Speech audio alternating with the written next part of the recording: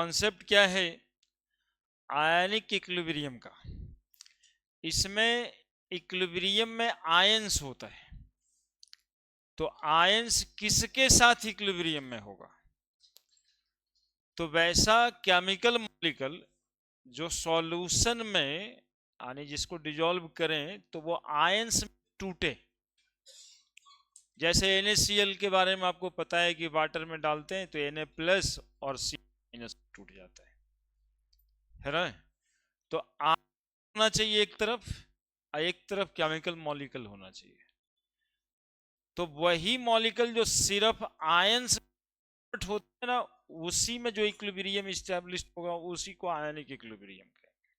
हर molecule के लिए ये नहीं है। जैसे ग्लूकोज, तो ग्लूकोज को वाटर में डिजोल्व करते हैं तो आयंस कार्बन हाइड्रोजन ऑक्सीजन है उसमें, दे नॉट फॉर्म कैटायंस और यूरिया नहीं बना। तो इसमें आयनिक इक्विलिब्रियम का फेनोमेनन नहीं होता। तो एकदम शुरू से चलो आयन बनाएगा, कौन नहीं आयन बनाएगा? तो केमिस्ट्री में दो तरह का मॉलिक्यूल इस हिसाब से अलग अलग किया गया है। एक तो को कहते हैं इलेक्ट्रोलाइट और दूसरे को कहते हैं नॉन इलेक्ट्रोलाइट। क्या क्या कहते हैं बोलो? हाँ, जो केमिकल सब्सटेंस आयंस में टूटेगा उसको कहेंगे इलेक्ट्रोलाइट्स, और जो केमिकल सब्सटेंस आयोनाइज नहीं होता उसको कहेंगे नॉन इलेक्ट्रोलाइट्स। इसी बात को 7वां 8वां में एक्सपेरिमेंट था एक्टिविटी करने के लिए कि एक सॉल्यूशन है उसमें कैथोड एनोड डाल दिए और बैटरी और एगो सर्किट लगा दिए तो बल्ब जलेगा। तो बल्ब जल जाएगा मतलब आयंस में कन्वर्ट हो जाएगा, तो इलेक्ट्रोलाइट है। और जो जिसमें बल्ब नहीं जलेगा नॉन इलेक्ट्रोलाइट हो गया। जैसे ग्लूकोज, फ्रुक्टोज, यूरिया, ये सब non electrolyte. NaCl, CaCl2, NaF, CuCl यानी जो मेटल और नॉन मेटल से बना हुआ होगा वो सब इलेक्ट्रोलाइट। समझ आ रहा है हम क्या बोल रहे हैं? यूरिन क्या है, इलेक्ट्रोलाइट की नॉन इलेक्ट्रोलाइट?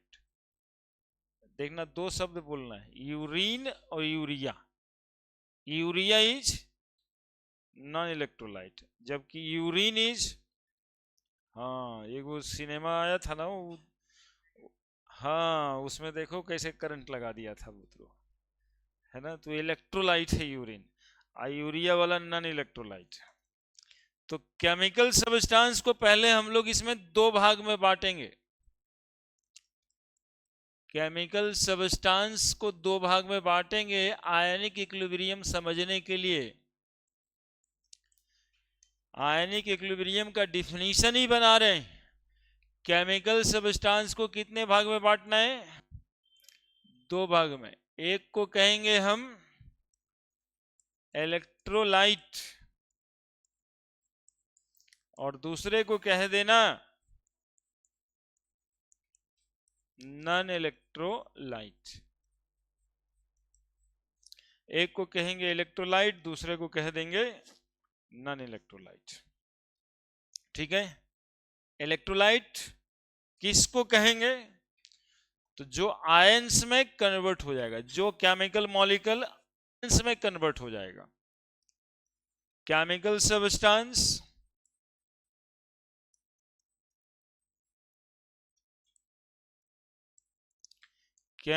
सब्सटेंस भी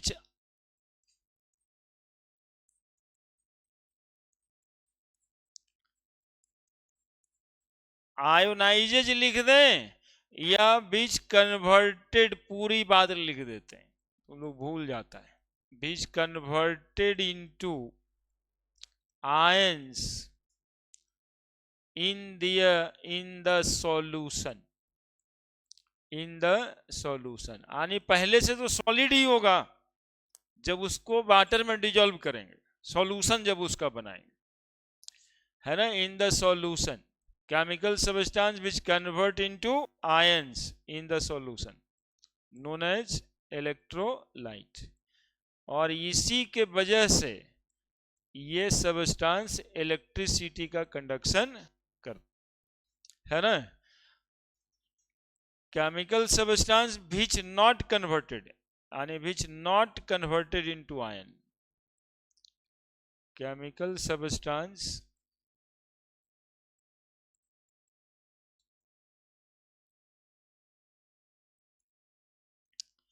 which not converted into ion,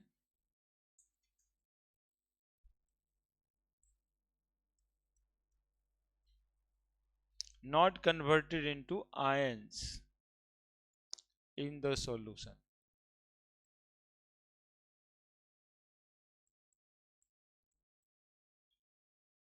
known as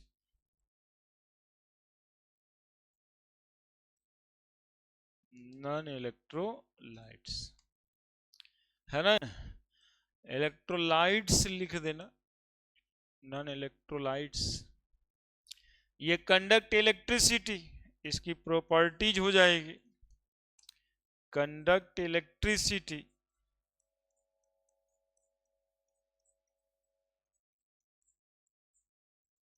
आइए, do not conduct electricity,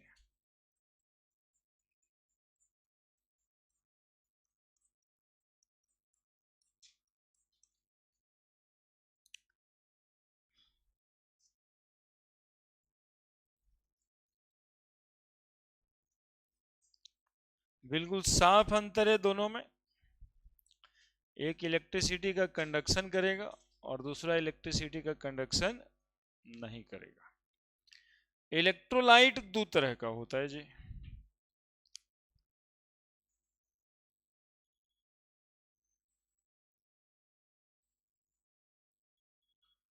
substance which do not conduct electricity, not converted to ion,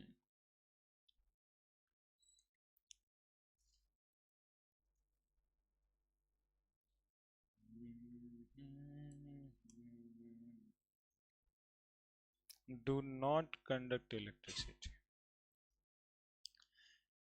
है ना, कन्वर्टेड इनटू आयंस को आयोनाइजेज भी कहते हैं,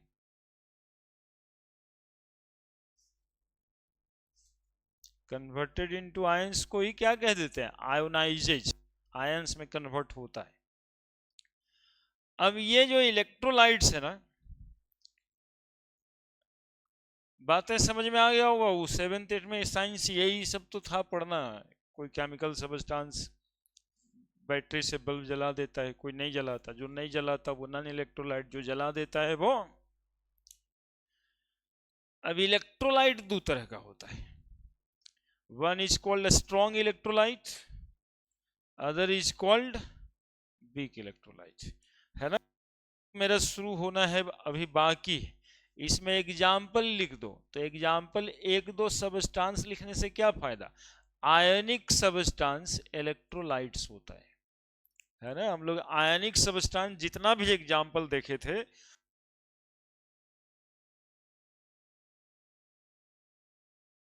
इतना आयनिक सबस्टांस था, आयनिक बॉन्ड वाला। दूसरा पोलर कोवैलेंट भी तुम लोग को याद होगा, HCl, पोलर कोवैलेंट सबस्टांस, जिसमें स्लाइटली पॉजिटिव और स्लाइटली नेगेटिव चार्ज जनरेट हो जाता था। ये सब इलेक्ट्रोलाइट्स, कुछ नाम भी लिख दें,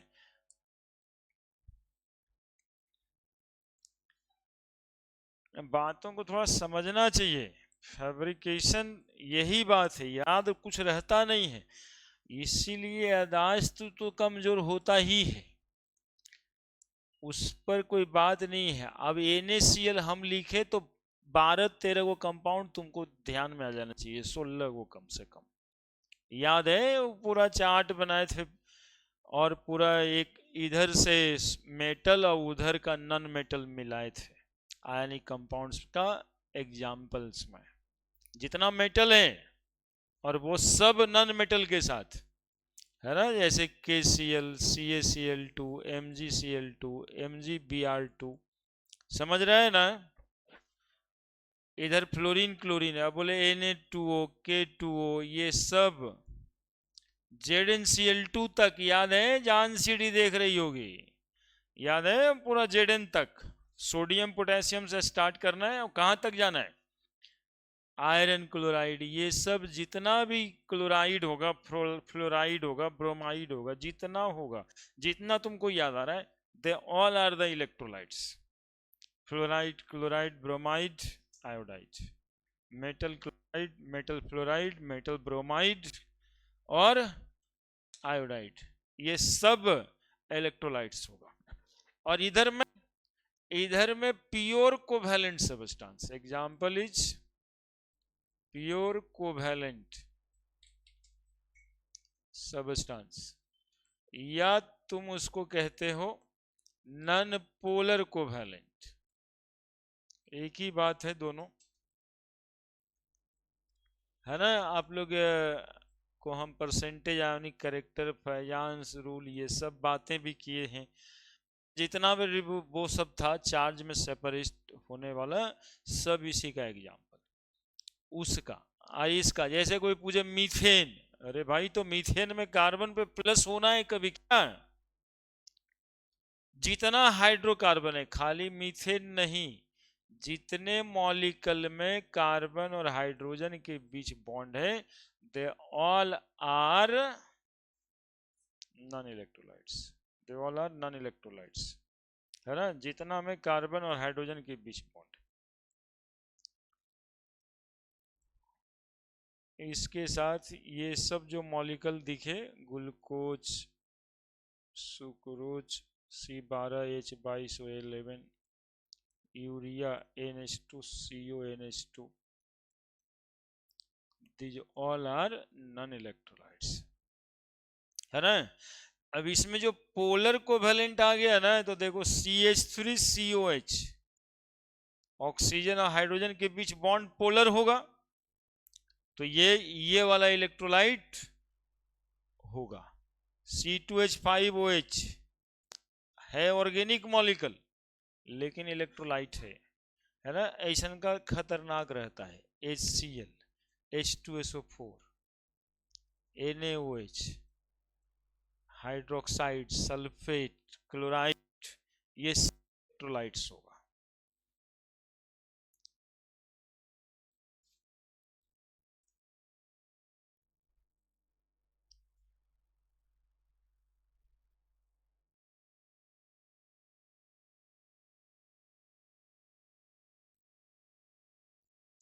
उधर बदर टाइप लिख दिया लगता है,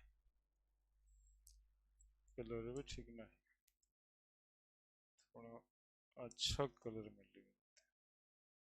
C2H5OH लिखे थे ना, HCl लिखे थे, H2SO4 लिखे थे, H3PO4 लिखेंगे, ये सब मॉलिक्यूल इलेक्ट्रोलाइट्स है, और वो सब मॉलिक्यूल नॉन इलेक्ट्रोलाइट्स है। हाइड्रोकार्बन में एक एग्जांपल ना है, सब benzene, ethane, propane, butane, hexane, है ना। पेट्रोल, किरासिन, डीजल, ये सब कहाँ जाएगा, पेट्रोल कोई पूछता है, किरोसिन कोई कहता है, ये सब कहाँ जाएगा, नॉन इलेक्ट्रोलाइट्स में। पेट्रोल किरोसिन में करंट पास नहीं होता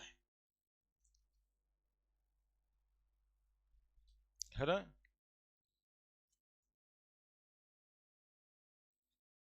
वाटर मॉलिक्यूल का लोचा चलता रहता है, वाटर मॉलिक्यूल को किधर रखेंगे, तो वाटर इलेक्ट्रोलाइट में ही रखेंगे हम लोग।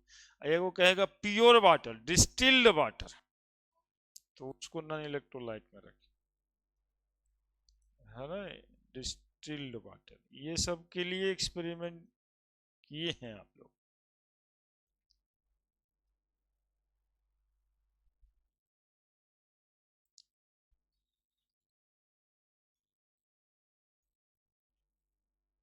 सारा,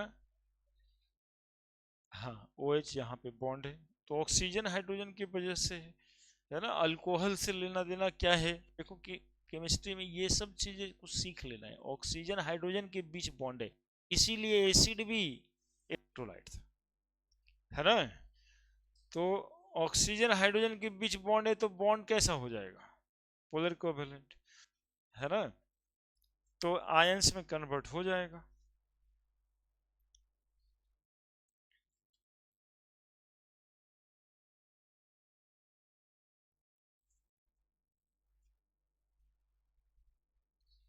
अब देखो, इलेक्ट्रोलाइट दो तरह का, इलेक्ट्रोलाइट्स दो तरह का, एक स्ट्रॉन्ग इलेक्ट्रोलाइट, एक वीक इलेक्ट्रोलाइट। स्ट्रॉन्ग इलेक्ट्रोलाइट जो होता है ना, स्ट्रॉन्ग इलेक्ट्रोलाइट जो होता है वो पूरा का पूरा टूट जाता है, 100% टूट जाता है, 100% टूट जाता है। कौन कौन? Strong electrolyte. और वीक इलेक्ट्रोलाइट जो होता है ना, वो पूरा नहीं टूटता है, बस खेल वहीं पे है, आयनिक इक्विलिब्रियम चैप्टर वहीं पे है। जब पूरा टूट ही जाएगा, जब पूरा कोई आयंस में कन्वर्ट हो जाएगा, तो इक्विलिब्रियम कौन बात का एग्जिस्ट करेगा? जब टूटेगा नहीं पूरा, तब इक्विलिब्रियम का फेनोमेनन स्टेब्लिश करेगा। पूरा नहीं टूटने का मतलब क्या है? जैसे 100 मॉलिक्यूल NaCl आप लेंगे तो 100 Na प्लस और 100 Cl माइनस, पूरा का पूरा टूट गया। लेकिन क्या ऐसा इसके साथ होगा क्या, ये CH3COH के साथ? तो CH3COH ना पूरा नहीं टूटेगा। 100 मॉलिक्यूल लेंगे तो हो सकता है कि 30 मॉलिक्यूल टूटेगा और 70 मॉलिक्यूल बिना टूटे रह जाएगा, और उसके बाद टूट ही नहीं रहा है ना। आयंस जितना हम लेंगे उतना सारा का सारा मॉलिक्यूल आयन में कन्वर्ट नहीं होगा। वैसे मॉलिक्यूल को कहते हैं वीक इलेक्ट्रोलाइट। अब पूरा टूट जाएगा तो क्या कहेंगे? Strong electrolyte. तो इलेक्ट्रोलाइट दो तरह का होता है।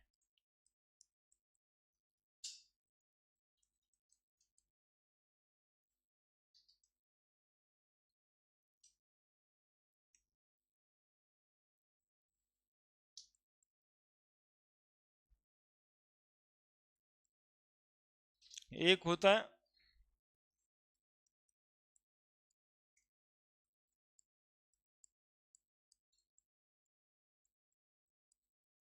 Strong electrolytes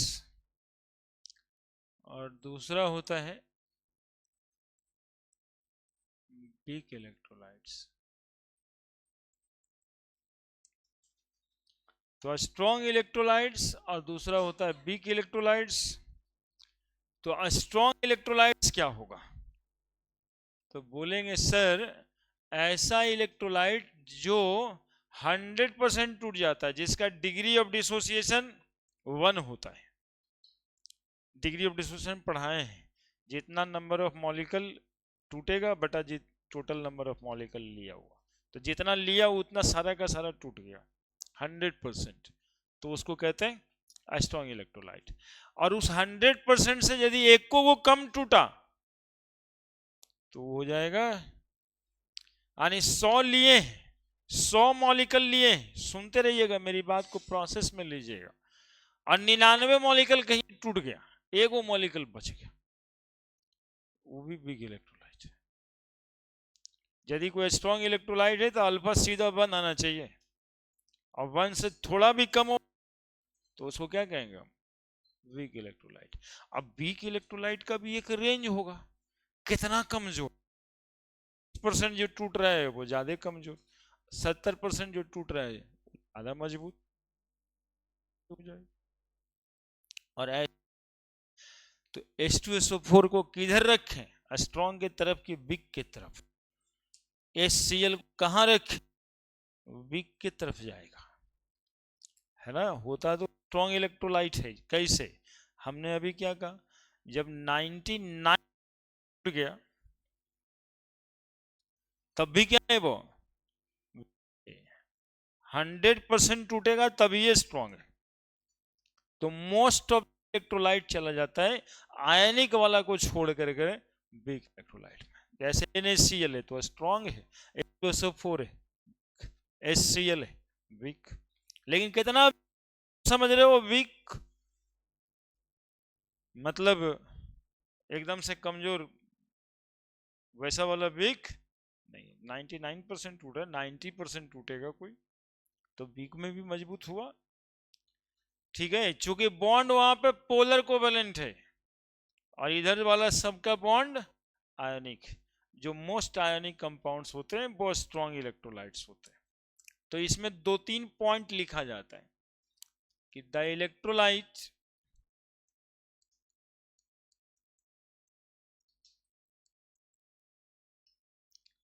which dissociate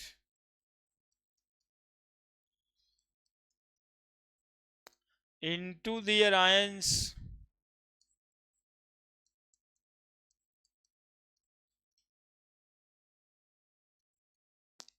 completely in solution.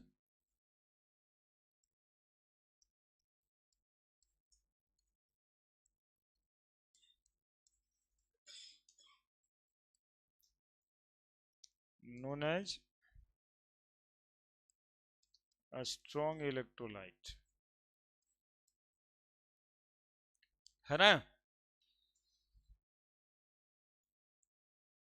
The electrolytes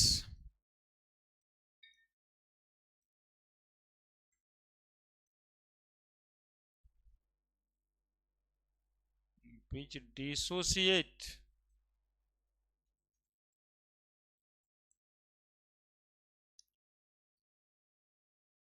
into their ions, एक ही लाइन लिखेंगे, इनकॉम्प्लीटली, है ना? इनकॉम्प्लीटली। ठंडा में पानी गायब पी रहा है जी। In solution,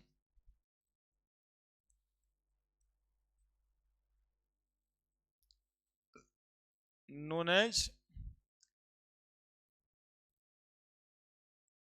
weak electrolyte.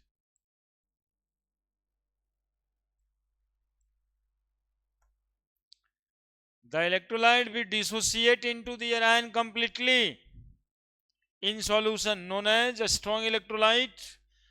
एक शब्द केवल डिफरेंस में है, इनकम्प्लीटली। इसका degree of dissociation, degree of dissociation, degree of dissociation alpha को कहते हैं। देखो, डिग्री ऑफ डिसोसिएशन फिर बताएंगे हम, जो नहीं जान रहे वो सिर्फ इतना जानिए, टूटने की हद 1 हो या 100% हो, उसको हम क्या कहेंगे? Strong electrolyte. इसका degree of dissociation, degree of dissociation alpha is less than 1। Less than 1 कितना हो जाएगा जी? 0.99 लेस देन 1। तो 99% भी कोई टूट रहा है तो वीक इलेक्ट्रोलाइट हुआ कि नहीं हुआ? है ना? 99% कोई टूट रहा है, 99.99% टूट रहा है वीक इलेक्ट्रोलाइट। 99.99% भी टूट रहा है, कहां जाएगा वो? Weak electrolyte.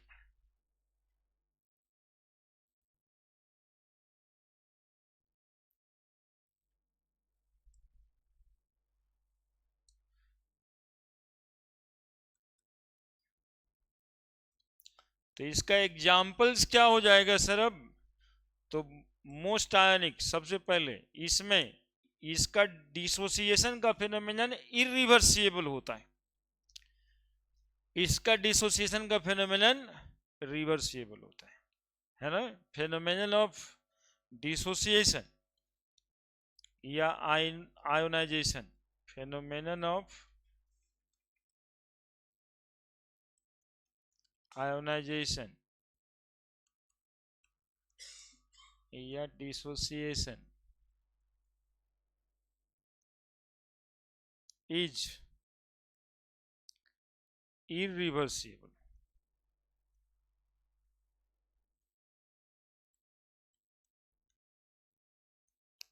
है ना?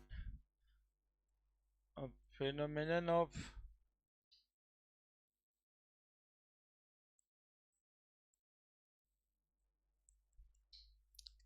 ionization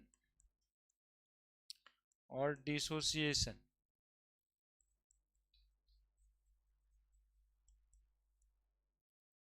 is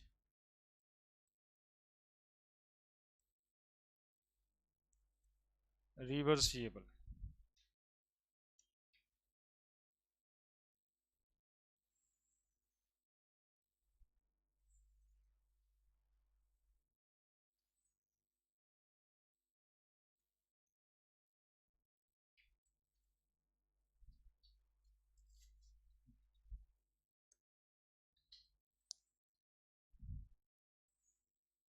बोलिए, कोई समस्या है बताइए।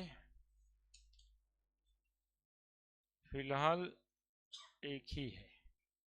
ऐसे डिसोसिएशन ब्रॉड शब्द है, यहाँ पे आयोनाइजेशन चलेगा, है ना। डिसोसिएशन ब्रॉड शब्द है, कहने का मतलब है यहाँ भी चलेगा। PCl5 भी टूट रहा है तो डिसोसिएशन हुआ, लेकिन वो आयन में टूट नहीं रहा है तो उसको आयोनाइजेशन नहीं कहेंगे, लेकिन डिसोसिएशन कह सकते हैं, है ना। बचपन काम का सवाल पूछा, सब समझ लो। PCl5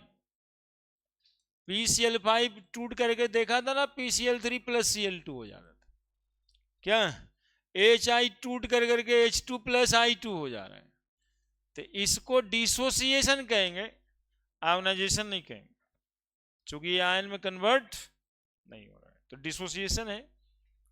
उसी तरह का टूटना यहां भी है, लेकिन कौन सा शब्द बेटर सूट करेगा यहाँ पे, क्योंकि आयंस में टूट रहा है, आयंस में कन्वर्ट हो रहा है, तो डिसोसिएशन से आयोनाइजेशन पे हमको लाने का तरीका यही था, है ना। जहाँ पे डिसोसिएशन के बाद अब हम लोग आयोनाइजेशन की बात करने लगेंगे।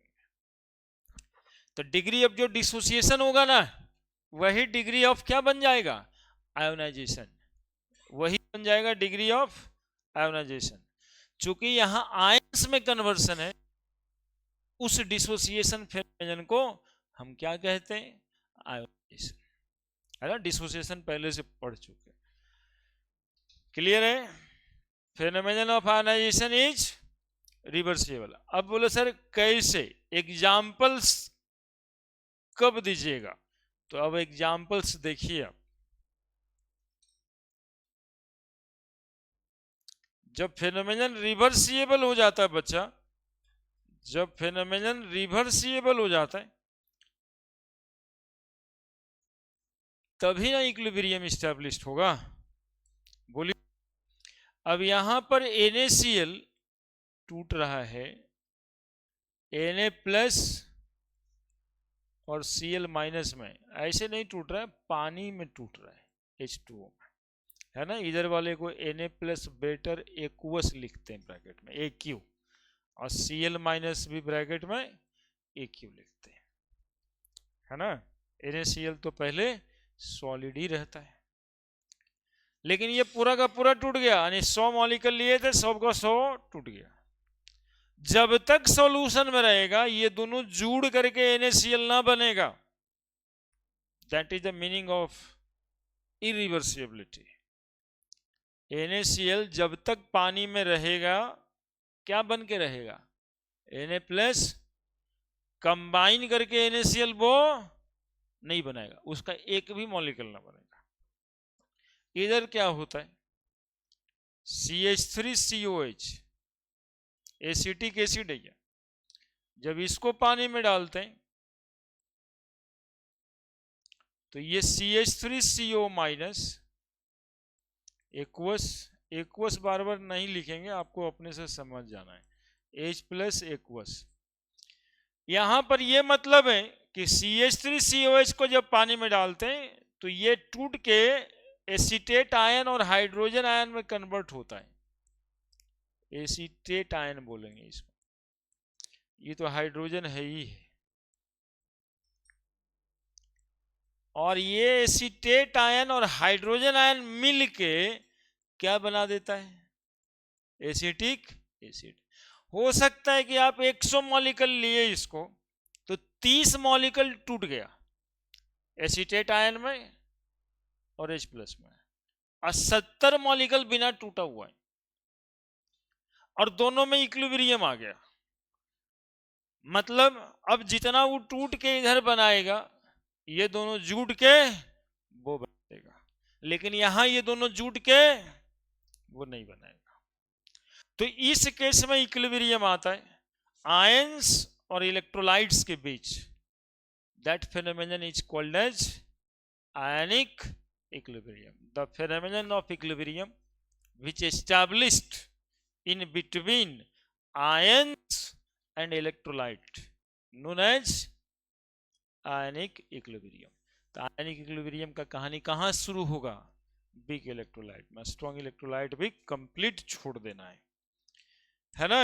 तो phenomenon of ionization is irreversible. तो फेनोमेनन ऑफ आयनाइजेशन में इक्विलिब्रियम भी एस्टैब्लिश्ड नहीं करेगा। तो इधर वाले फेनोमेनन में equilibrium not established, equilibrium not established.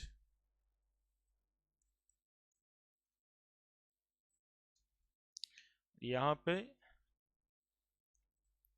N equilibrium is established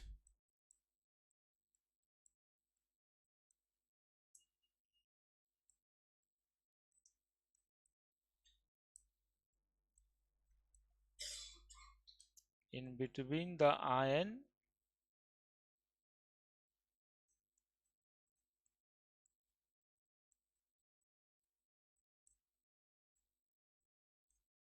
and weak electrolytes।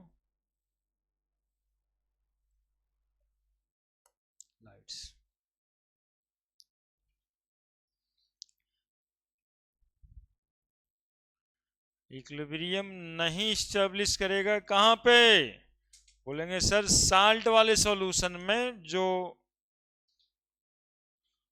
Strong वाला रहेगा, और इक्विलिब्रियम वहां स्टेब्लिश कर जाएगा जहां पे ये वीक वाला रहेगा। बोलो बोलो बच्चा, क्या दिक्कत है? कहाँ दिक्कत है? बोलो ना, कोई दिक्कत है तो बताओ।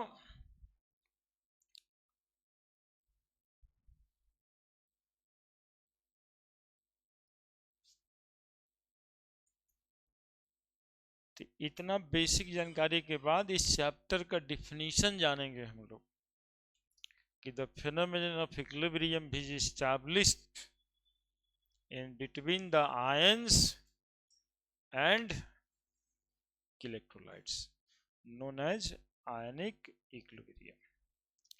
एक्चुअली में इस टॉपिक में, इस चैप्टर में हम लोगों को यही पढ़ना है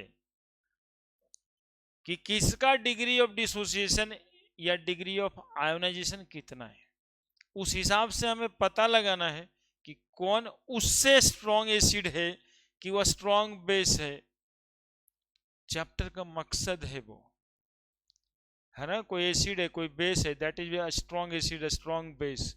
कौन किससे ज्यादा स्ट्रॉन्गर है, कौन किससे ज्यादा स्ट्रॉन्गर बेस है, कौन किससे ज्यादा स्ट्रॉन्गर इलेक्ट्रोलाइट है, इसका ही क्वांटिटेटिव निर्धारण किया जाता है इस चैप्टर में, है ना। इसी में देखो पीएच आ जाएगा एसिड का कि 7 से कम है तो एसिड है, 7 से ज़्यादा है तो बेस है। अब 7 से जितना कम, ज़्यादा कम है वो ज़्यादा एसिडिक है, 7 से जितना ज़्यादा वैल्यू आ रहा है उतना ज़्यादा बेसिक है। तो इस चैप्टर में क्वांटिटेटिव एनालिसिस मेजरमेंट हम लोग इसके वीक होने का पता लगाएंगे। हाउ मच वीक, है ना। स्ट्रॉन्ग में तो एक ही बात है भाई कि अल्फा कितना होना चाहिए, 1। लेकिन देखो ये कितना बड़ा दायरे के साथ है, बोले 99.99% से लेके 1% तक आयनाइजेशन है, तो सबको कह देंगे वीक। तो पता लगाना पड़ेगा ना कि कौन कितना वीक, है ना। जैसे H2SO4 पढ़ के तुम लोग आए, ऐसे HCl पढ़ के आए, किताबें में लिखल था, तुम लोग का दोष है ही नहीं कि वो स्ट्रॉन्ग इलेक्ट्रोलाइट है, और हम झटके में कह दिए वीक इलेक्ट्रोलाइट, है ना। और इस चैप्टर में यही सब प्रूव हो जाएगा, है ना, कि वो डिग्री ऑफ डिसोसिएशन 1 नहीं है ना। इसीलिए हम लोग यहाँ पे उसको वीक इलेक्ट्रोलाइट, और वीक इलेक्ट्रोलाइट में कौन मजबूत कौन कम मजबूत, तब फिर H2SO4 स्ट्रॉन्ग में चला जाएगा अल्फा के वैल्यू के हिसाब से। हो गया, डिफिनेशन बनाए। चैप्टर का डिफिनेशन है phenomenon of ionic equilibrium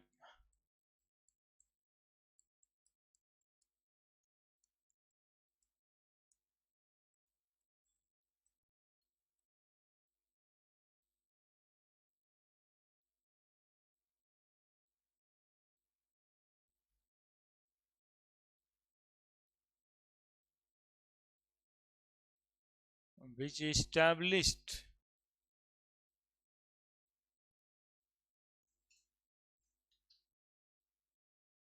in between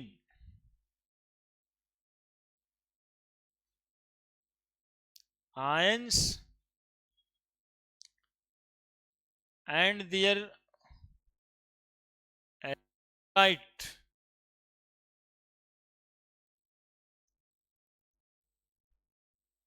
known as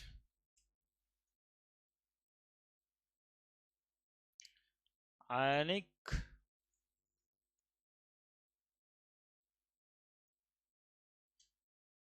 equilibrium. Phenomenon of equilibrium which established in between, बोलो ना आगे जी, तभी न लगेगा मेरे साथ हो, which established in between ions and their electrolyte known as ionic equilibrium. Phenomenon of equilibrium which established in between their ions and electrolyte known as ionic equilibrium. Weak electrolytes के एग्जाम्पल में मोटे मोटे तौर पे दिमाग में बात याद रखना, क्योंकि बचपन को ज़्यादा परेशान बस इसी से रहता है कि किसको वीक कहेंगे किसको स्ट्रॉन्ग कहेंगे। हालांकि इस चैप्टर में ये कोई बहुत बड़ा मैटर नहीं है, वो अल्फा से ही डिटरमाइन होना है। वीक इलेक्ट्रोलाइट्स में तुम लिख लो polar covalent substance, polar covalent bond containing molecule, सीधा।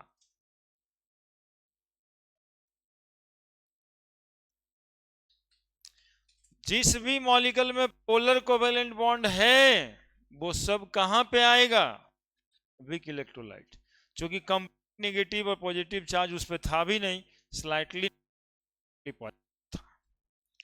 दूसरा एग्जांपल है ना, HCl देखो इसी में आता है, पोलर कोवैलेंट में आता है। H2SO4 में जो बॉन्ड है सल्फर और ऑक्सीजन और हाइड्रोजन के बीच, वो पोलर कोवैलेंट में ही है ना, that is not pure covalent. Oxygen hydrogen के बीच बॉन्ड कैसा है, पोलर कोवैलेंट है ना। HNO3 भी पूछा जाए यहीं पे ले आइएगा, ऑक्सीजन हाइड्रोजन के बीच बॉन्ड है। CH3COH भी पूछा जाए यहीं ले आइएगा, C2H5OH भी यहीं पे आएगा, इसमें पोलर कोवैलेंट बॉन्ड है। H3PO4 एसिड है और वीक इलेक्ट्रोलाइट है, चूंकि बॉन्ड उसमें भी पोलर कोवैलेंट है ना। जितने में polar covalent bond containing molecule होगा they all are weak electrolyte. दूसरा, आयनिक मॉलिक्यूल है लेकिन लेस आयनिक है, less ionic molecules, less ionic molecule. एक बार फिर से तुम लोग को हम याद दिला दें, पीरियोडिक टेबल का ध्यान कीजिए, है ना। जैसे पूजा में पंडित जी कहते हैं ना शंकर भगवान का ध्यान कर लीजिए, पीरियोडिक टेबल का ध्यान कर लिए, दो गो यहाँ पे ऊंचा ऊंचा दिखाई दे रहा है और बीच में पेट पूरा तीन तीन एलिमेंट का दिखाई दे रहा है, 10 जान सीढ़ी देख रही होगी, यहाँ तक आ गए। और इधर में होगा फ्लोरीन क्लोरीन, ओसो से टेपो चुरा लिया। अब जैसे इधर आते जाते हैं इसके साथ जो कंपाउंड बनता है उसकी आयनिक कैरेक्टर घटते जाती है।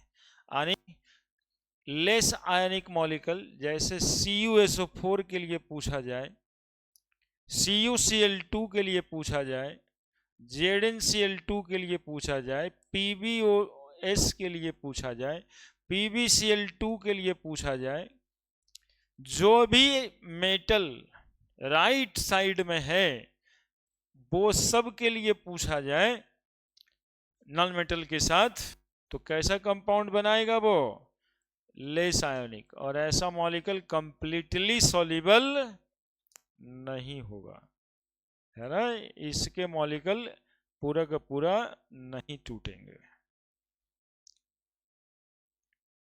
Ag2 लिखें, AgCl, PbSO4। अब कोई पूछता है Ca3PO4 होल 2 कैसन कंपाउंड है, डरना मत,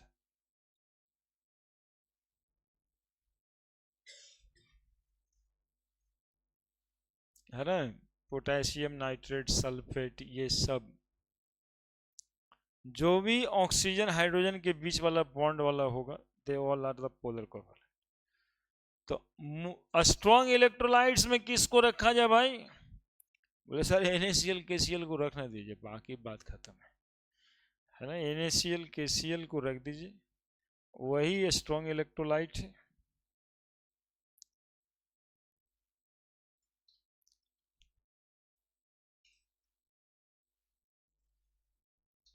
स्ट्रॉन्ग इलेक्ट्रोलाइट्स का एग्जाम्पल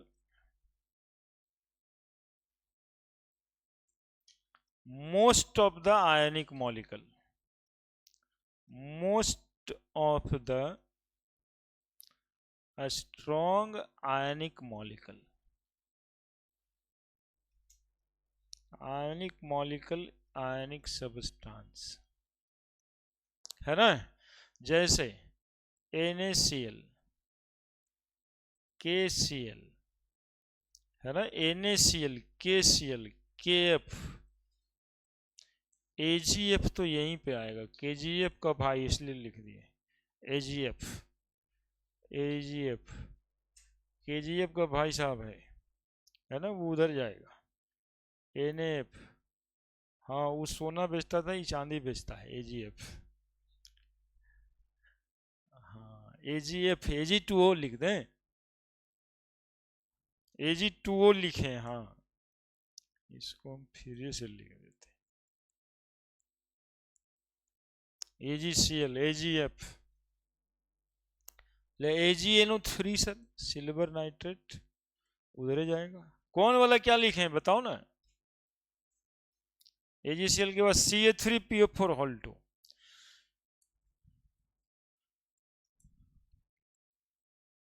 जो दिक्कत कर दिया पढ़ने में बताएगा तब ना, हम तो यूज टू है मॉलिक्यूल से, तुमको ना दिक्कत होगा कि कुछ ही लिखल है। हम तो रगड़ भी देंगे तो Ca3PO4 होल 2 पढ़ लेंगे, और CuC2 है ना। एग्जाम्पल को काउंटिंग में लेना नहीं है, वैसे हमारे हिसाब से आपको अंदाज ही लगाना है, और टेक्निकली ज्यादातर स्ट्रॉन्ग कहने से बचिए, कहवे मत कीजिए। चलो पूछा होगा तो बीके होगा, है ना। ऐसे काहे पूछता, स्ट्रॉन्ग को कोई पूछता है ना, पूछ रहा है तो कोई बात होगा, तो कमजोरे होगा, ऐसे समझ लेना है।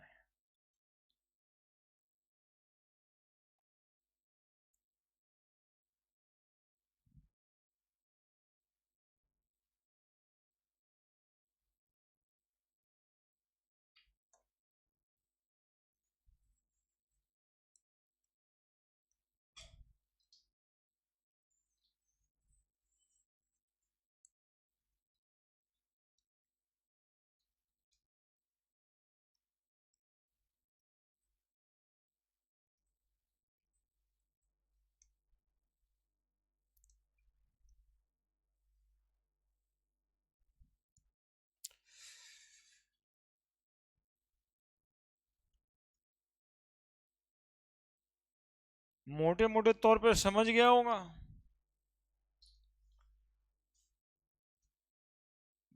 समझ गया, लेस आयनिक हुआ कहां चल जाएगा, आयनिक में लेस आयनिक हुआ कहां चल जाएगा, वीक इलेक्ट्रोलाइट।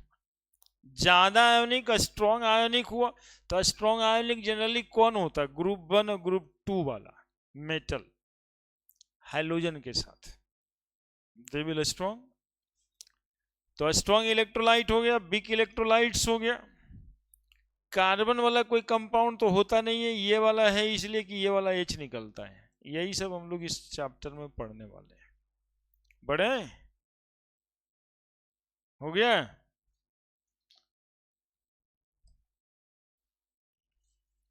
वो भाई साहब तो सोचा कि अभी तक तो 7:15 ही 8 तक तो बजाए करेंगे। ठंडा लग रहा है ना।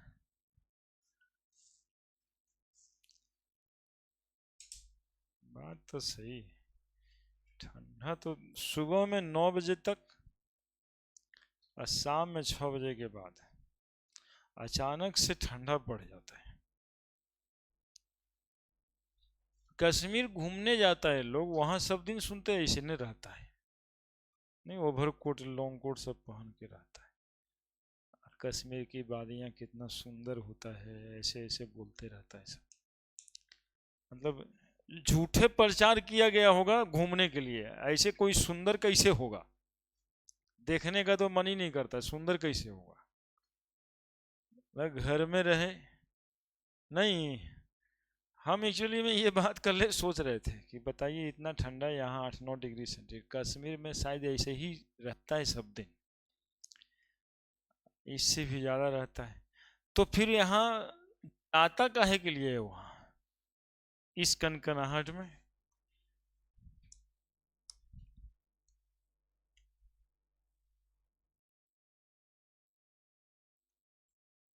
बात में दम है हमारा, तुम लोग सोचो ना सोचो, भाई सब कोई मौसम है जहाँ पे घर से निकलना मुश्किल है।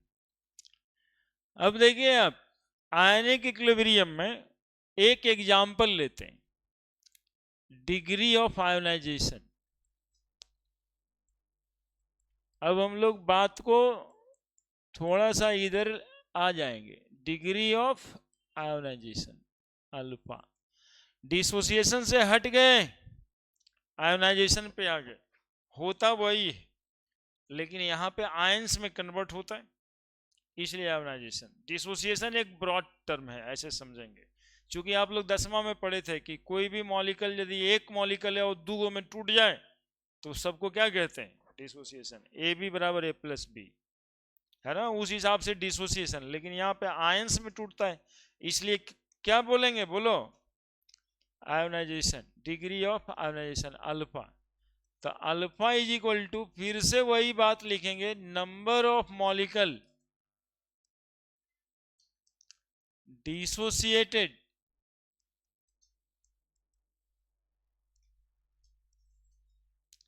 Bye number of molecule taken initially.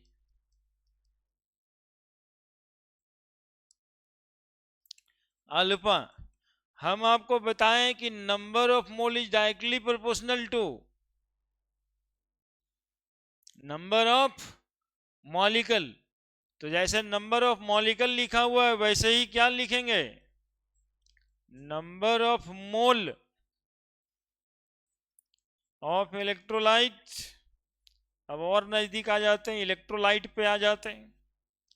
Dissociated को जगह पे आयोनाइज्ड भी लिख देते हैं, थोड़ा सा वर्ड को रिफाइन करते हैं, है ना। नंबर ऑफ मॉलिक्यूल डिसोसिएटेड या आयोनाइज्ड।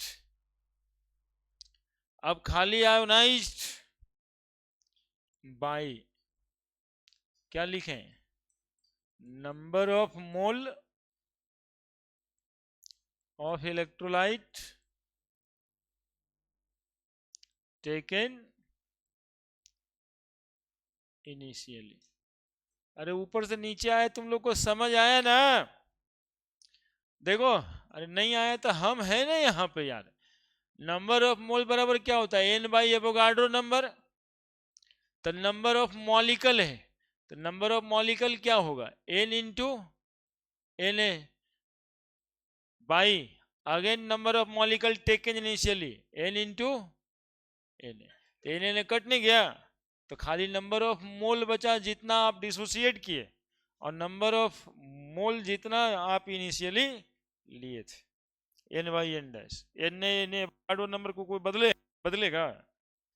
अब देखो इसी तरह से ऊपर नीचे दोनों तरफ लीटर से डिवाइड करेंगे, वॉल्यूम से, तो क्या लिखेंगे बताओ, number of mole per litre of electrolyte ionized by number of mole per litre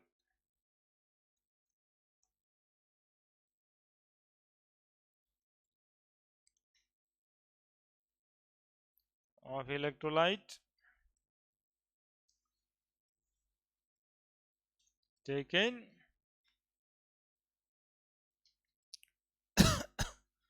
initially. बोलो number of mole per litre को क्या बोलते हैं? मोलरिटी। मोलरिटी मतलब कंसंट्रेशन। मोलरिटी मतलब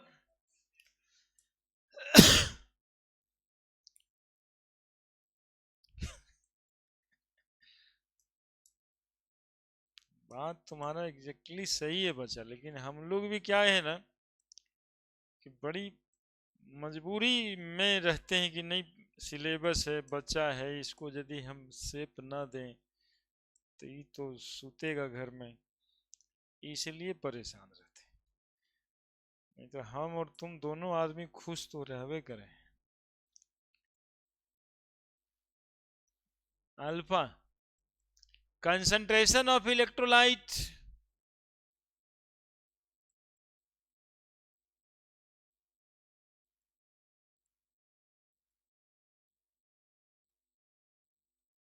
ionized by concentration of electrolyte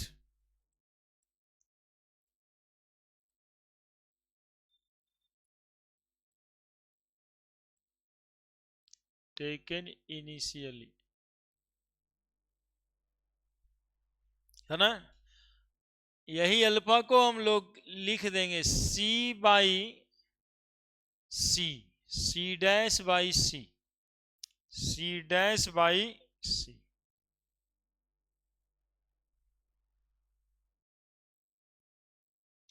C dash by C।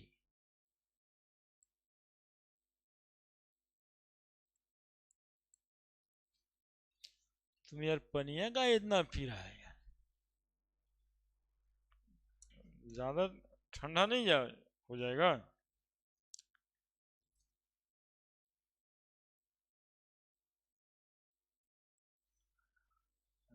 पानी पीना चाहिए। Alpha is equal to C dash by C, concentration of electrolyte ionized by concentration of electrolyte taken initially, है ना?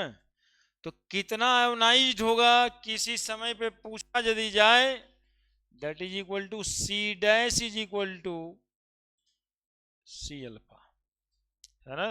C dash is equal to C alpha. Generally पूछा यही जाता है तुमसे, कितना डिसोसिएट किया, तो C डैश बराबर C अल्फा। इस चैप्टर में C अल्फा का धूम है, पूरा पूरा चैप्टर में।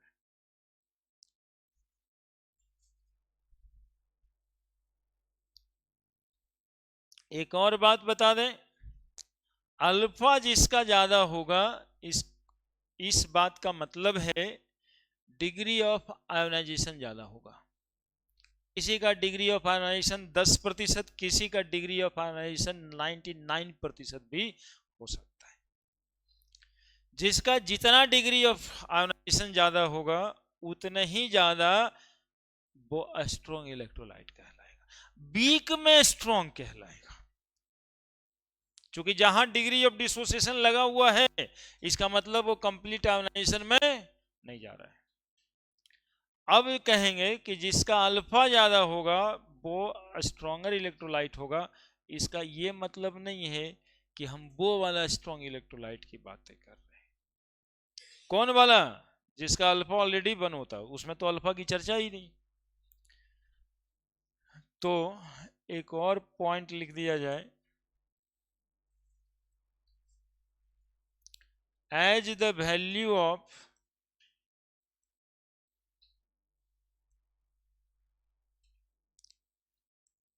alpha increases, a strength of electrolyte increases.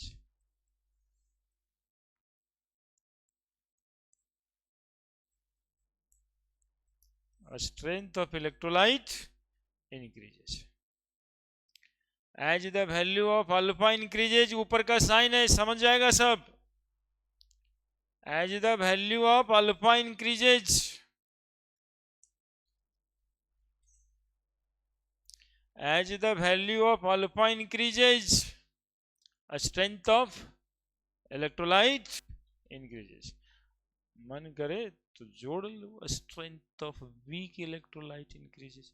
हम एक्चुअली में यहाँ इक्विलिब्रियम वीक ही इलेक्ट्रोलाइट के लिए होता है ना। हालांकि वीक अब मेंशन रहेगा ये जरूरी नहीं है ना। जो कि स्ट्रॉन्ग इलेक्ट्रोलाइट का अल्फा कितना,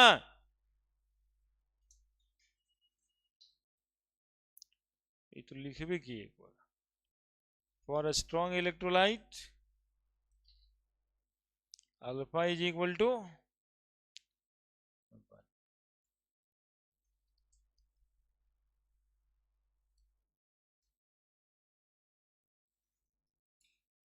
for a strong electrolyte alpha is equal to 1।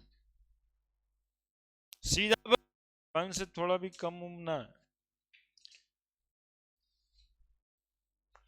अब एक लॉ पढ़ना है हम लोगों को यहाँ पे, जिसको बोलते हैं ओसवाल लॉ ऑफ डाइल्यूशन, है ना। वो क्या कहना चाहता है,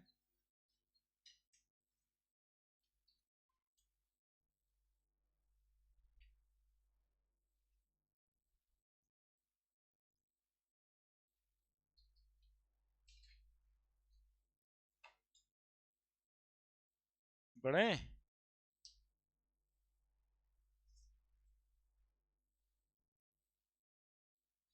बोलो। जिसका 1 से कम होगा वो क्या होगा, वीक इलेक्ट्रोलाइट होगा,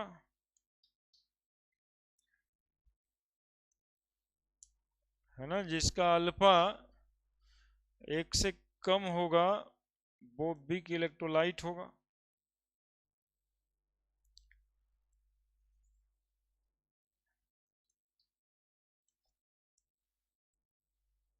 अल्फा लेस देन 1, है ना। लेस देन 1 मतलब 0.99 भी।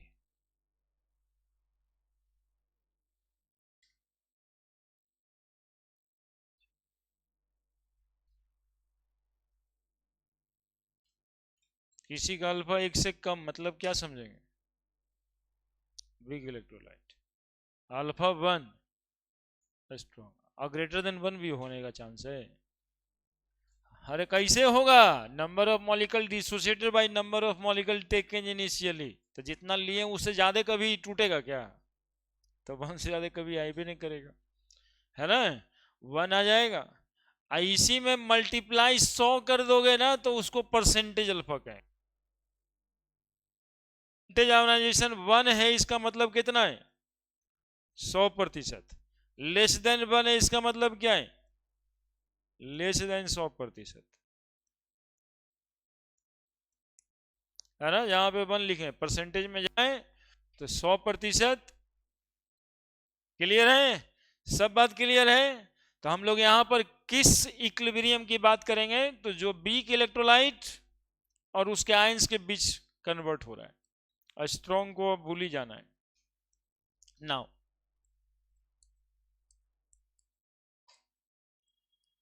ओसवाल लॉ ऑफ डाइल्यूशन,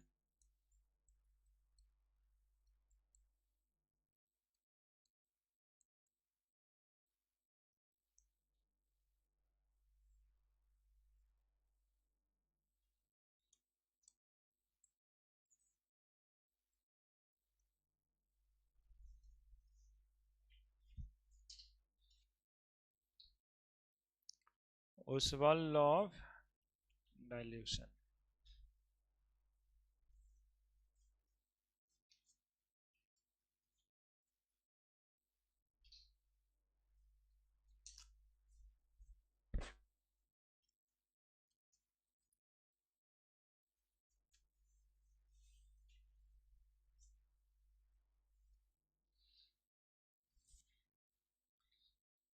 देखो एकदम फ्रेश हो सब, मेरे साथ यहां पे देखना। Ionisation of weak electrolyte,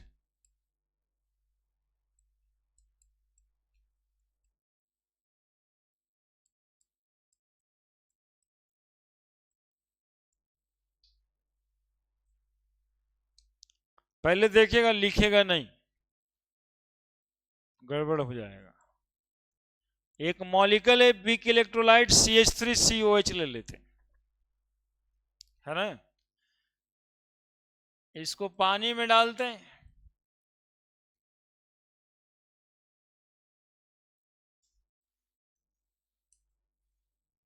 reaction में नहीं लिखना है तो नहीं लिखो, हालांकि लिखा जाता है। इसको दो तरीके से लिखते हैं, ये भी तो समझाना है हमें को। ये CH3CO- और H+ में टूट जाएगा। क्या हुआ जी? हाँ, खलबली मचले है तुम कि अब चलें। देखो देखो, अब शुरू हो गया है तब हो ही जाएगा, 15-20 मिनट में हो जाता है। सुनोगे है क्या कि एसिटिक एसिड को पानी में डालें तो एसीटेट आयन और हाइड्रोजन प्लस में टूट जाएगा। इसको एक तरीके से और लिखते हैं, CH3COH प्लस H2O, CH3CO- और H3O+। जब यहां पर H2O लिखते हैं ना, तब उधर में H3O+ लिखते हैं। हालांकि ये 5 मिनट का टाइम टेकिंग प्रोसेस है समझाने के लिए, इसको समझेंगे हम लोग। ऐसे भी लिखा रहता है, यही चीज ऐसे लिखा रहता है। एक्चुअली में हाइड्रोजन आयन पानी में हाइड्रोनियम आयन बन के रहता है ना। तो ये अलग से बता देंगे।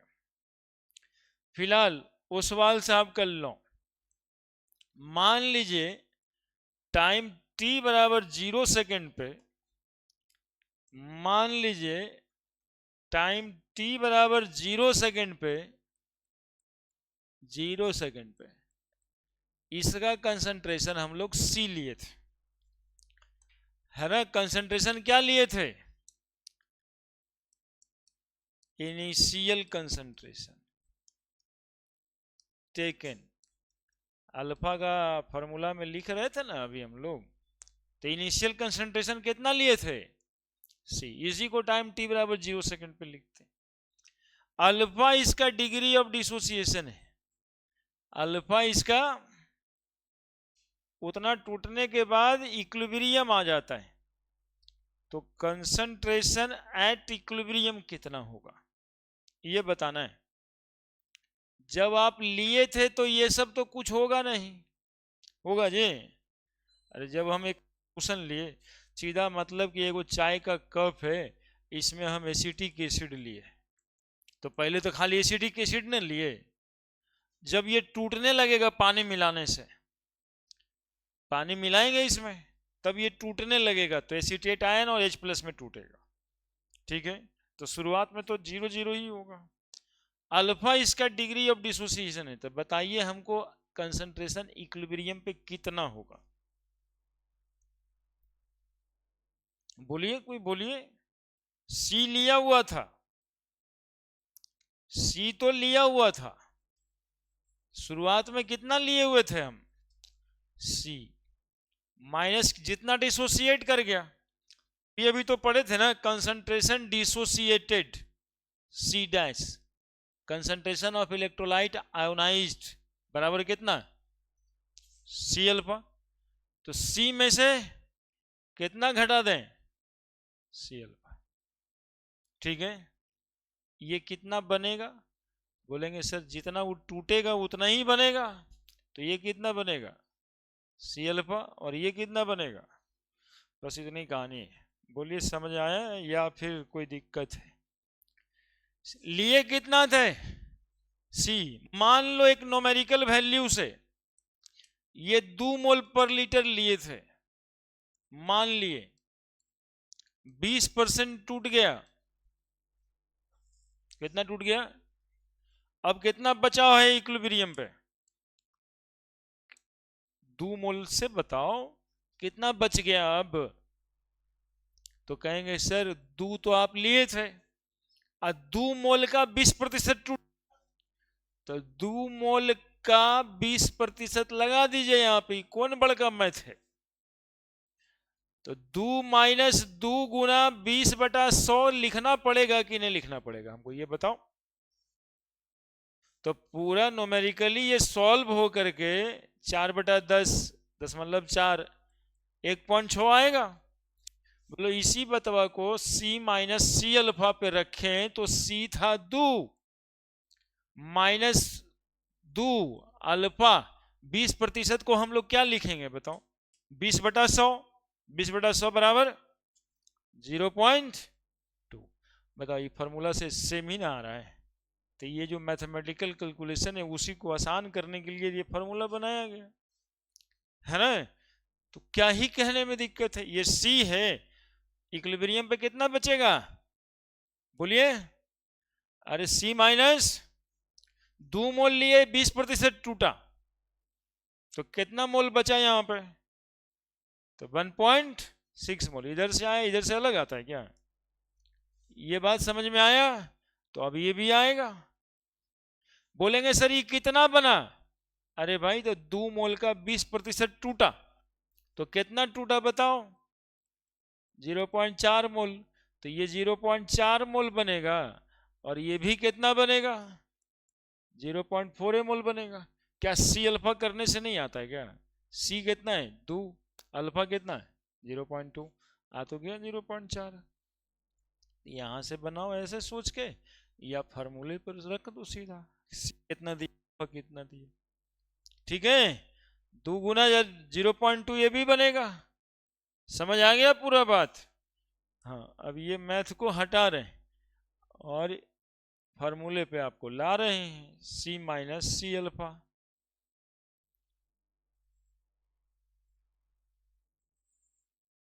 तुम लोग देखा होगा एक चीज, लेकिन इक्विलिब्रियम का फिनोमिनन में मैथ क्यों है, ये 1.6 मोल इक्विलिब्रियम पे, ये कितना 4 आया था, अब 0 पॉइंट, बोलो सब मिला के टोटल जोड़ के कितना आ रहा है बताओ तो। बस ऐसे ही बताना है, मतलब इससे अभी कोई लेना देना नहीं है, चीजों को समझने के लिए। कितना है बताओ, 2 मोल आएगा, 1.6 प्लस 0.4, तो 2 तो हो गया यहीं पे, और 0.4 और जोड़ दिए, कितना आ गया, बढ़ जाता है। इसीलिए तो आयोनाइजेशन होता है, ये टूट करके आयंस में कन्वर्ट हो रहा है। ये हमेशा देखना total number of mole increase कर जाएगा, क्योंकि वहां पर ये भी प्रेजेंट है, साथ में ये भी है, और साथ में ये भी है। दू वो एच कोई देता होगा तो दू एच कर देंगे, दू सी अल्फा लिखाएगा, समझ रहे। फिलहाल काटे, समझते रहिएगा। अब देखो इक्विलिब्रियम कांस्टेंट जब निकालना होता है तो कैसे निकाला जाता है, इक्विलिब्रियम कांस्टेंट यहां पे के आई, आयोनाइजेशन कांस्टेंट, इस रिएक्शन का इक्विलिब्रियम कांस्टेंट को हम लोग क्या बोलेंगे, के आई। इक्विलिब्रियम कांस्टेंट बराबर पढ़े थे प्रोडक्ट का कंसंट्रेशन बटा रिएक्टेंट कंसंट्रेशन, और ऐसा तो आप 8-10 क्लास से पढ़ रहे हैं, प्रोडक्ट का कंसंट्रेशन और किसका भागा रिएक्टेंट का कंसंट्रेशन। इसको केसी के बजाय, इसको केसी के बजाय क्या कहना, के, क्योंकि प्रोसेस आयोनाइजेशन का हो रहा है। अब बताओ के आई बराबर C alpha into C alpha by C - C alpha. ध्यान देना बस, समझ जाएगा। बोलो के आई, भेर के आई बराबर लिख दें, जरूरी अभी अभी आया है, where K i is ionization constant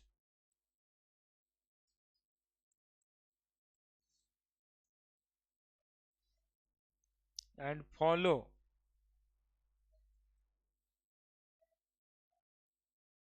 all the characteristic of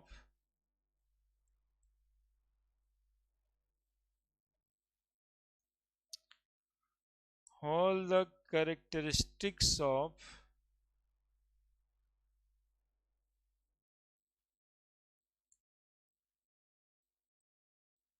equilibrium constant. दिखाई दे रहा है ये?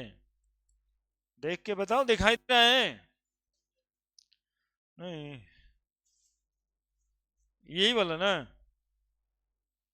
अच्छा, तो मिटा देते, ठीक से लिखते। Where Ki is known as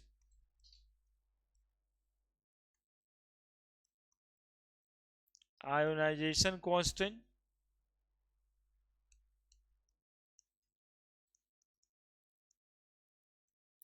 and follow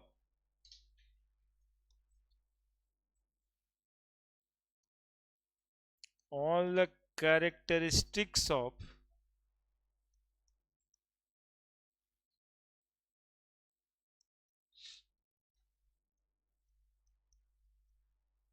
equilibrium constant.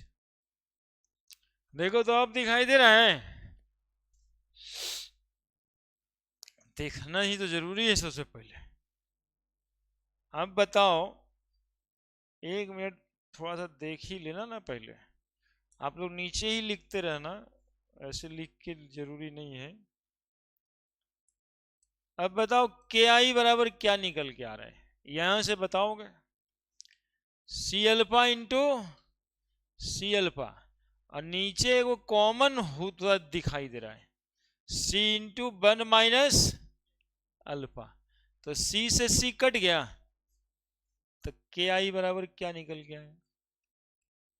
C alpha square by, देखिए फॉर्मूला, के आई को आयनाइजेशन कांस्टेंट कहेंगे, जिसका फॉर्मूला क्या निकल के आना है? C alpha square by 1 minus alpha. C alpha square by 1 minus alpha, सब क्या है दिखाई दे रहा है? कैसे आया दिखाई दे रहा है? सुनते रहना। फॉर वीक इलेक्ट्रोलाइट,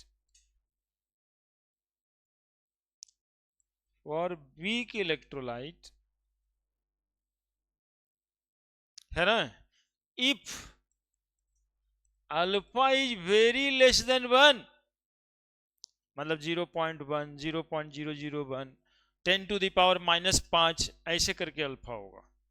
10.001%, 3 जीरो के बाद 1%। तो alpha is very less than 1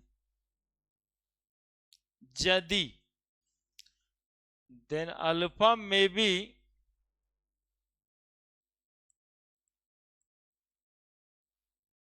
neglected in addition or subtraction term, addition और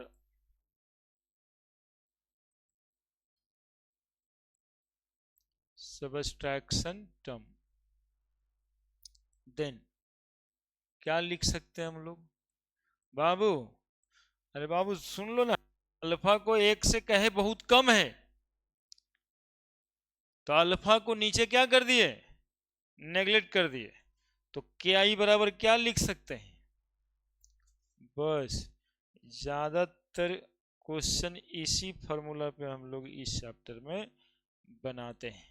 हालांकि कभी कभी पूरा लगेगा, लेकिन ज़्यादा केस में यदि वीक इलेक्ट्रोलाइट बताया जा रहा है तो सीधा लगा दें के आई बराबर सी अल्फा स्क्वायर। थोड़ा अल्फा का वैल्यू भी देख लेंगे। जैसे 1 से बहुत कम है, तो 1 से कम तो हमको दिखेगा ना, 10 मतलब 001 लिखा हुआ है, 1 से बहुत कम है। घटेबे करेंगे तो क्या होगा? घट के 1 माइनस 0.001, तो 9.99 आएगा। लेकिन बोले सर नीचे में इग्नोर कर दिए तो ऊपर काहे छोड़ दिए? तो एक्चुअली में क्या होता है ना बच्चा, कि कोई भी छोटा क्वांटिटी यदि गुना और भाग करते हैं किसी भी छोटे क्वांटिटी से, तो अंतर बहुत ज्यादा बड़ा हो जाता है। जोड़ घटाव में जैसे कोई बोल रहा है कि भैया हमको 10 लाख रुपया तुम्हारा बकाया है, आज का आज दो। अब तुम्हारे पास इसमें 1,000 रुपये नहीं है, बोलेगा भाई 1,000 रुपया तो छोड़ दो, बाकी 9,99,900 रुपया तुमको दे देते हैं। तो बताओ वो आदमी छोड़ेगा 1,000 रुपया के लिए 10 लाख? निगलेक्ट कर दिया क्या, ठीक है हम देख लेंगे, बाकी सब दे दो। लेकिन उसी 10 लाख में कोई कहता कि तुम्हारे पास 10 लाख है ना, बोले हाँ लाओ ना, इसको थोड़ा 0.001 से गुना कर देते हैं। ये तो कितना छोटा है, कितना बच गया, ये 1 2 3 गुना गया, 1,000 हो गया जी। कितना छोटा है, एक और 0 से 1 से गुना कर देते हैं, भाई 100 रुपया बच जाएगा। जितना ही छोटा होता जाएगा उतना बड़ा डिफरेंस क्रिएट करेगा।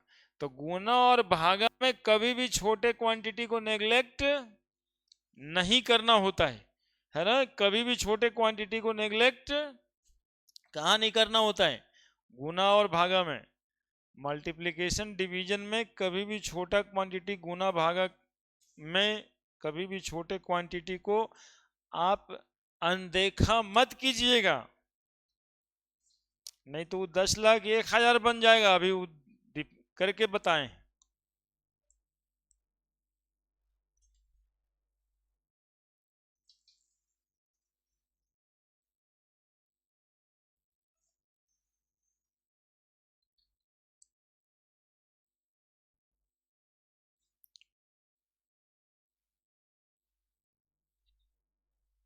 क्या लिख लिया? हाँ, कभी भी हमारे तरफ भी देख लिया करो।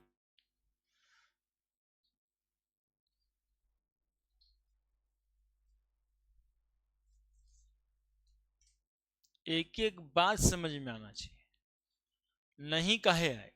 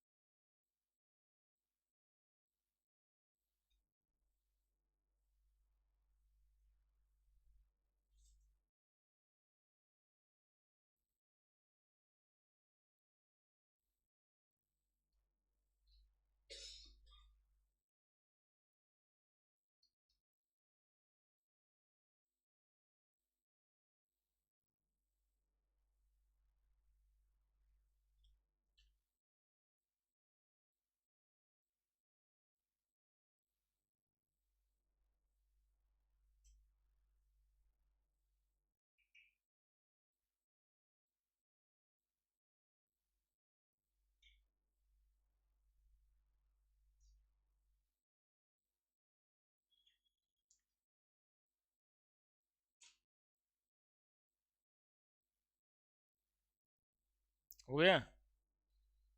क्या ई बराबर क्या, C alpha square by 1 - alpha, या फिर क्या ई बराबर C alpha square. Weak electrolyte यदि अल्फा वेरी लेस देन 1 है तो आप सी अल्फा स्क्वायर कर सकते हैं।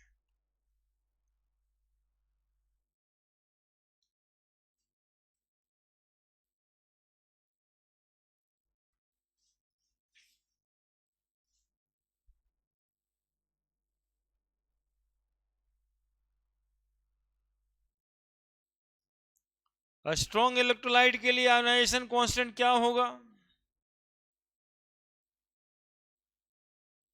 फॉर स्ट्रॉन्ग इलेक्ट्रोलाइट, हालांकि ये पूछना नहीं चाहिए लेकिन कभी कभी आपको पूछता रहता है। स्ट्रॉन्ग इलेक्ट्रोलाइट में तो इक्विलिब्रियम का फेनोमेनन ही डिफाइन नहीं होता है। स्ट्रॉन्ग इलेक्ट्रोलाइट में इक्विलिब्रियम का फेनोमेनन डिफाइन होता है क्या? स्ट्रॉन्ग इलेक्ट्रोलाइट में इक्विलिब्रियम का फेनोमेनन डिफाइन नहीं होता है। अब पूछ रहे हैं स्ट्रॉन्ग इलेक्ट्रोलाइट का क्या ही बताइए, तो बताओ अल्फा इज इक्वल टू क्या है 1, तो के आई बराबर सी गुना 1 का स्क्वायर बाई 1 - 1। 1 - 1 कितना? C/0 बराबर कितना, बराबर कितना, किसी को 0 से भागा कर दे तो कितना आता है जी, अनडिफाइंड। जो बातें हम कह रहे थे आपको, है ना, जो बातें हम कह रहे थे आपको कि के आई डिफाइन नहीं होगा, वो फॉर्मूला से प्रूव हो गया कि स्ट्रॉन्ग इलेक्ट्रोलाइट्स में आयोनाइजेशन कांस्टेंट को डिफाइन करने की जरूरत नहीं है ना। बस 2 लाइन बचवा कर देते हैं, तो थोड़ा तंग हो रहा है, ठंडा ज्यादा ना है, हाथ में लग रहा है ठंडा क्या, गजब हाल किए हुए, ठंडा तो गजब, लोग घर में घुसने के बाद बैठने का मन नहीं करता, सीधा वो तुरंत तुरंत तुरंत हम आ जाते।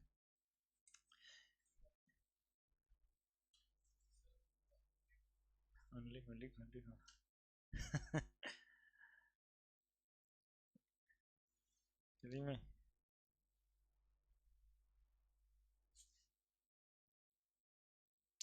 स्ट्रॉन्ग इलेक्ट्रोलाइट के लिए के आई अनडिफाइंड होगा, है ना, स्ट्रॉन्ग इलेक्ट्रोलाइट के लिए के आई अनडिफाइंड होगा, मतलब के आई का कोई मतलब नहीं होगा। बढ़े बढ़े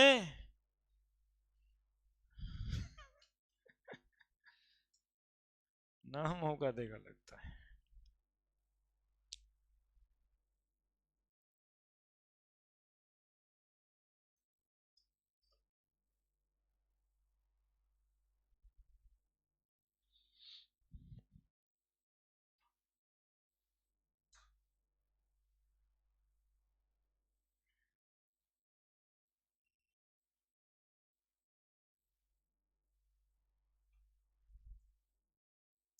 देखो नाउ, देखो ना, हो जाएगा तुरंत, टेंशन न लो ज्यादा। के आई बराबर सी अल्फा स्क्वायर आया, तो अल्फा स्क्वायर बराबर क्या आएगा, के आई बाई, ये थोड़ा सा देख लो, 2 मिनट 5 मिनट कंसंट्रेट रहो ना, अल्फा स्क्वायर बराबर क्या आएगा, तो अल्फा बराबर क्या आया, के आई बाई सी का, हाँ, जो अभी आप चाह रहे हैं कंबल में ओढ़ा लें, तो ये कंबल में ओढ़ने वाला ही बात हुआ है ना, उसको रूट कर दिए, कंबल डाल दिए के आई बाई सी पे। सुनो, सी बराबर एक्चुअली में होता है formula number of mole by volume, तो अल्फा बराबर K i by number of mole by volume भी, और कंबल डाल देना है ना, और अगले बार क्या लिखेंगे तुम ही लोग बता दो, क्या लिखेंगे अगले बार, अल्फा बराबर के आई गुना भी बाई, ठीक है, यदि नंबर ऑफ मोल 1 रहा, के आई तो कांस्टेंट ही होता है, नहीं तो इक्विलिब्रियम कांस्टेंट है, तो बताइए alpha directly proportional to square root of भी, डायरेक्टली प्रोपोर्शनल टू, एगो अल्फा है, एगो डायरेक्टली प्रोपोर्शनल का सिंबल है, यही है ओस्टर्न लॉ ऑफ डाइल्यूशन, यही बस यही है। क्या बोले थे भाई साहब, ये भाई साहब बोले कि degree of dissociation of weak electrolyte directly proportional to volume of solution, यानी वॉल्यूम बढ़ाओगे तो अल्फा बढ़ेगा, वॉल्यूम बढ़ाने का मतलब है डाइल्यूशन बढ़ाना, बार बार टोक रहे थे ना आज, पानी पानी काहे पानी पी रहा है, डाइल्यूट कर रहा है अपने आप को, हम ये कहना चाह रहे थे, वॉल्यूम बढ़ रहा है, वॉल्यूम बढ़ेगा तो सॉल्यूशन क्या होगा? सॉल्यूशन क्या होगा? डाइल्यूट होगा। सॉल्यूशन क्या होगा? डाइल्यूट होगा। तो ओसवाल लॉ ऑफ डाइल्यूशन क्या कहता है कि degree of dissociation of weak electrolyte directly proportional to, बोलो ना रे आगे, तुम लोग कुछ उत्साह ही नहीं देते हो। डिग्री ऑफ डिसोसिएशन, बस यहीं तक ना पढ़ाएंगे तो अब तो थोड़ा जोश में, कि degree of ionization of weak electrolyte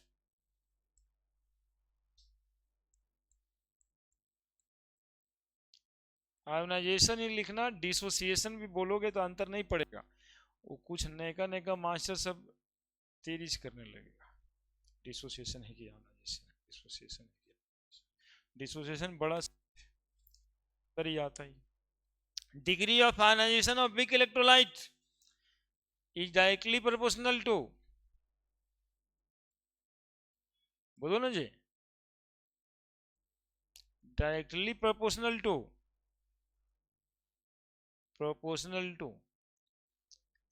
square root of volume of solution, to square root of volume of solution.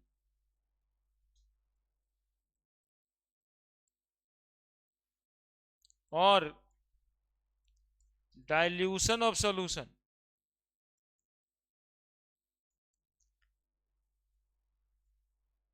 गांव में अर्थिंग का कॉन्सेप्ट सुना था? गांव में अर्थिंग होता है लाइन जलने के लिए, एक अलग से अर्थिंग लगाते हैं हम लोग। हर जब लाइन कमजोर आता है घर में तो उस अर्थिंग में पानी देने का कॉन्सेप्ट देखा है कि अर्थिंगवा में 1-2 बाल्टी पानी दे दो। गोबर और पानी एग्जैक्टली वहीं पे जाना चाह रहे हैं। गोबर और पानी पढ़ा भी वही रहे थे, गोबर और पानी ही पढ़ा रहे थे। कहाँ था गोबर पता है?